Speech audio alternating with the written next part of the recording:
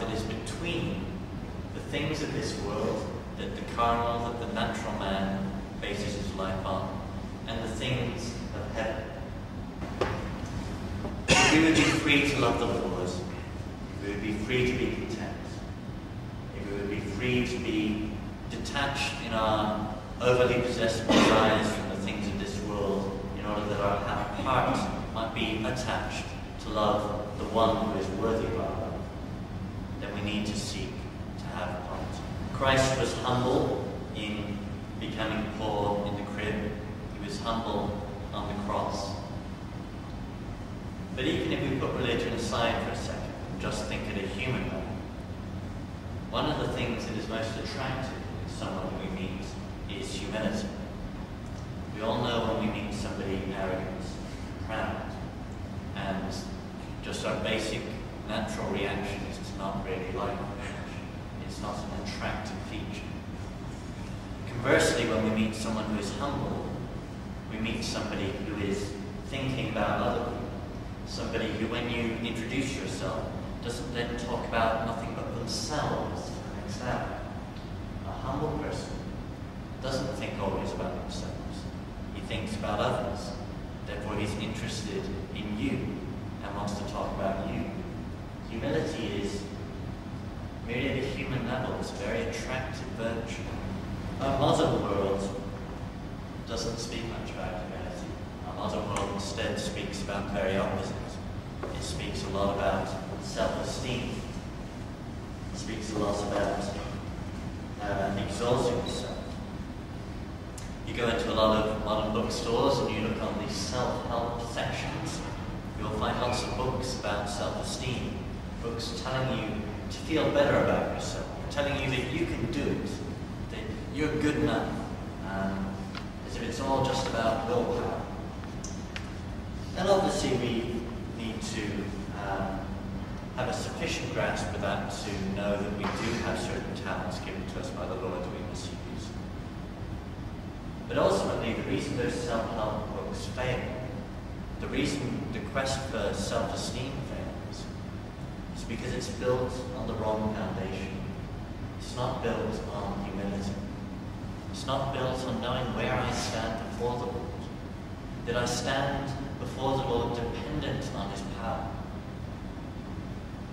Knowing that He wishes to give me that power, knowing that He loves me, knowing that He values what I have, even in a way I do not, but not thinking that I can do it all myself.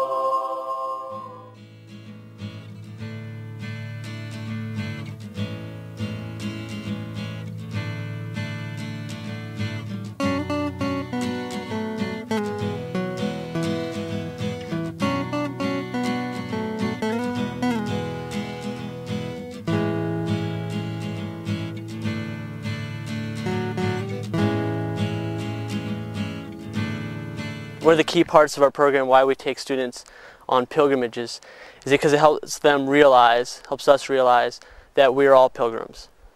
That from the day we were born to the day that we die, we're on a pilgrimage.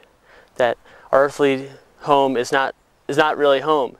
It's just a stopping point where we get to grow in virtue, grow in our relationship with Christ as we journey towards our final destination, which is heaven.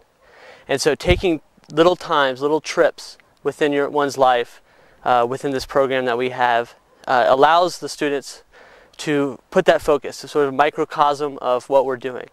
We set aside a particular time and we go to a particular place that's been graced by presence of a saint, the relics of a saint, a place where a saint died or preached.